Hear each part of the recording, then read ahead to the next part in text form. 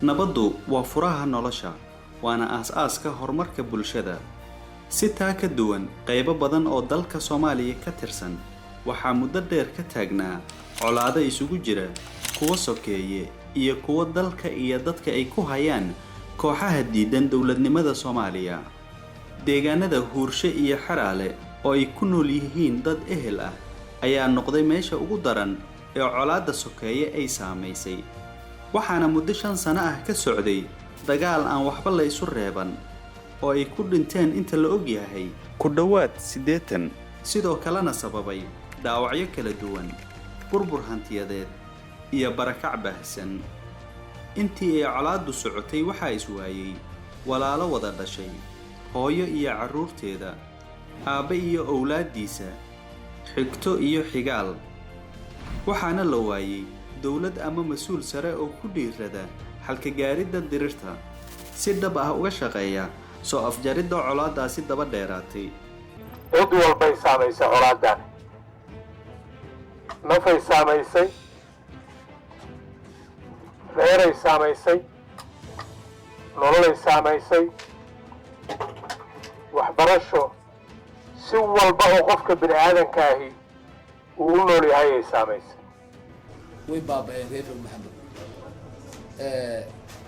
colaadaha dhacaya oo dadka ka dhex jira waxaa ku dhintay oo xabad u dhintay 9 wiil anigu aan dhalay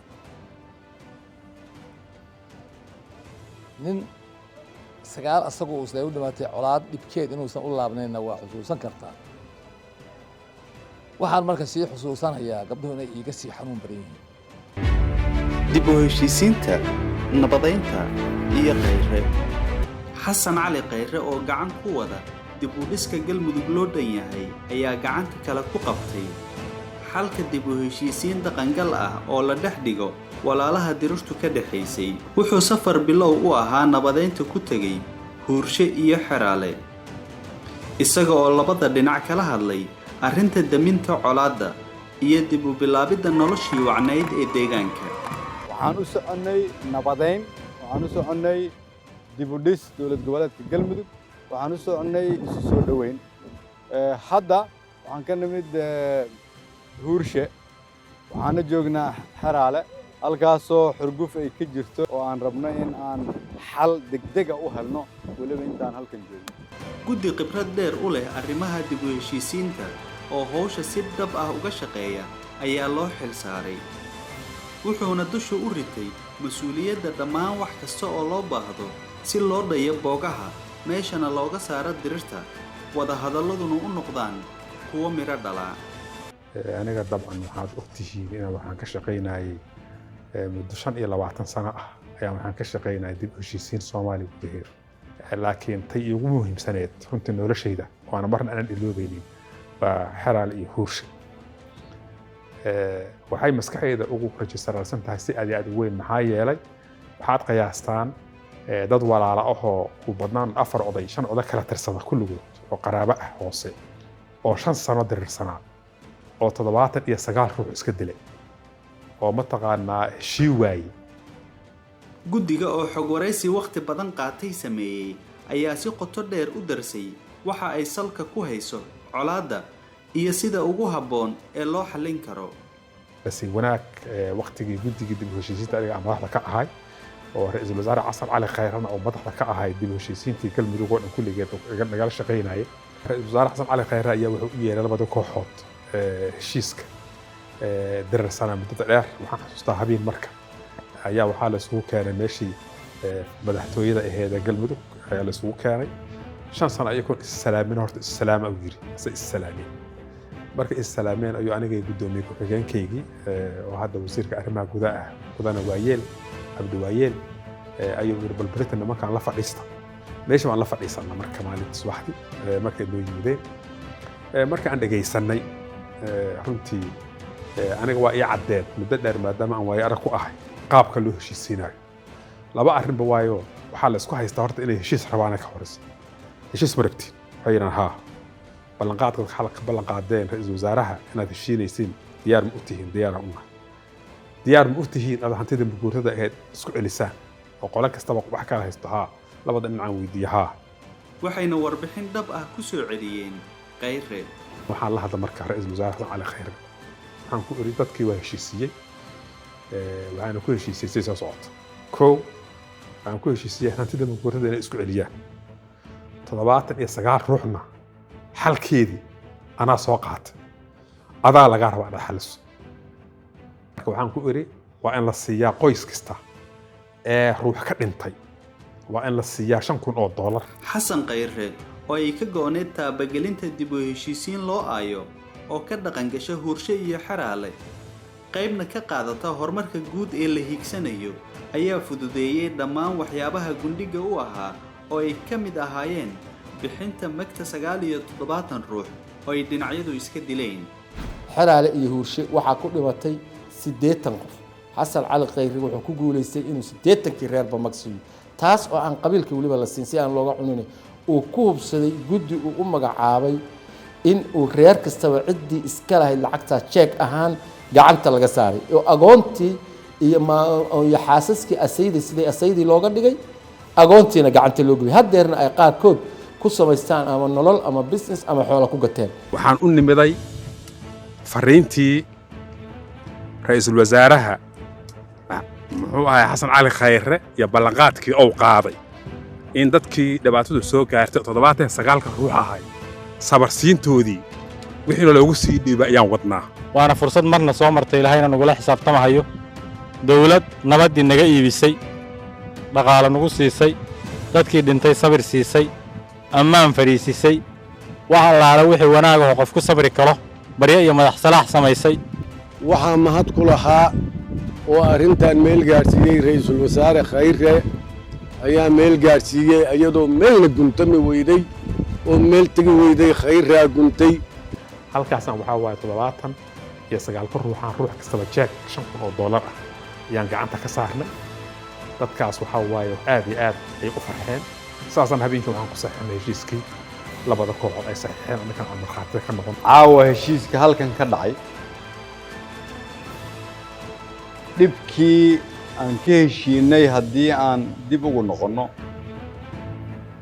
colaad kaliftay wiil iyo aabbihiis laba isla dhalatay laba ilmo adeero ah dhallinyaro iyo waayeel meel ku wada koray inay is salaami waayaan ama isu imaan waayaan ma ka turjumaysa keliya Xaraale waxay ka turjumaysaa dhibka gaaray ummadda Soomaaliyeed waxa uu leeyahay maanta oo sabtiga Xaraale waxaa ka dhacay in la isugu yimid oo dad weynihii joogay iyo guddigii dib u heshiisiinta iyo xoghayntii ra'iisul wasaaraha iyo wasaaraddii arrimaha gudaha in la isugu yimid oo heshiiskii la soo galay oo uu ra'iisul wasaaraha Xasan Cali Khayre soo bilaabay waxaa lagu soo dhammaystiray in la gaaro saxiixiyo wixii dhacay waa dhacay ilaahay baana qadartiisa ku dhacay shib inta laga yidhaahdo wax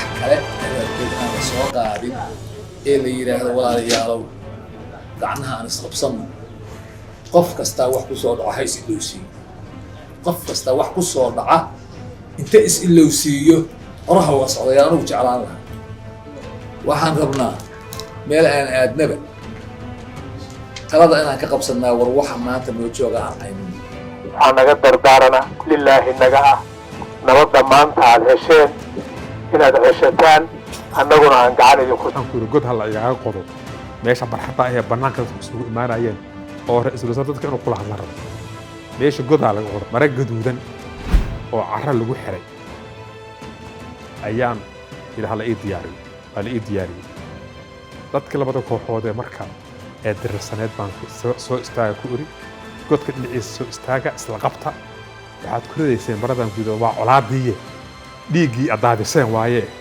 waxaad ku ridayseen godka ku rida godkay ku rideen waxaan haddana u yeeray ra'iisul wasaaraha iyo wasiirka arrimaha gudaha iyo annaka kooxdayna dib u heshiisiinta ka shaqaynaysay waxaan ku iri marka annagana waa aasaynaa markaasaan gacmaha ku aasnay colaadii ka dhaxaysay 5 sano la soo dhaafay u dhaxaysay labadan deegaan ee walaalaha ah ee Huurshe iyo Xaraale waxaan ku aasnay halkaas waxaan bilan dhagax dhignay school secondary school ugu dambeyn khayre ayaa ku guulaystay in uu dib ugu celiyo deegaanadoodii dhammaan qoysaskii labada dhinac ee ka barakacay colaadda.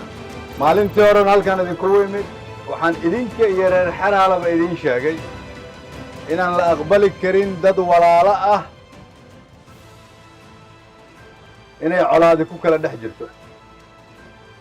maalintii iyada ahayd waxaan idin sheegay in colaadda la soo afjaro sida ugu dhaqsaha badanna loo soo afjaro. waxaa ila socday dad walaalihiina oo dhuusamareeb iyo huursho naga soo raacay oo u yimid inay magaaladooda soo degaan guryahooda iyo iskuulladooda iyo ceelashooda inay dib ugu soo laabtaan. diyaar ma u tihiin inaad soo dhowaysaan? waa dhownahay waa soo dhowaanay 3 sano gurigeygii aan ka maqnaa oo hooyada ay deganayd oo xaruntii cilmiga noo ahaa oo xaruntii curadka noo ahaa oo xaruntii cibaadada iyo tacliimta noo ahaa inaan maanta nibaadno alxamdu lilaahi rabbialcaalamiin. ilaahay waan ku shukrinaynaa. reer xeraale ayaan ahay, reer huursana waa ahay. sidaas awgeed waxaan caddaynayaa inaan ciduna iga haysan, dawladduna ay amniga naga sugtay, nana heshiisiisay, naguna wareejisay guryahanagii. waxaan joognaa Huurshe Suudaan. ninkaad arkaysaan waxaa loo celshay gurigiisa lagama haysana waa u jaaraay laakiin iyo bakhaarkiisii laakiin 2 sano iyo bar ma imaan karin maadaama cadaawad ay jirtay. maanta waxaan ku faraxsanahay inuu gurigiisana yimiday. guryihiinnii baa idin furan, dawladiinnii baa idin furan, ciiddiinnii baa idin furan, dalkiinnii baa idin furan. wax dil ah iyo wax dagaal oo idin banaan ma jiraan. wax dil ah iyo wax dagaal ah oo shakhsi ah oo mujtamac ah oo idin banaan ma jiraan. waxaa dib u bilowday noloshii caadiga ahayd ee deegaanka. dadkii rajaa soo gashay hadda waxaa waaya deegaanka Huurshe xeraale waa nabad. ganacsi ayay bilaabeen. lacagtii la siiyey waxaa waaya kuwa qodiyo ku dhista qaarkood ganacsi ay ku galeen community-ga. sanad iyo bilooyin kadib Huurshe iyo xeraale waxay qayb ka noqdeen deegaanada ugu horumarsan uguna xasiloon guud ahaan Galmudug.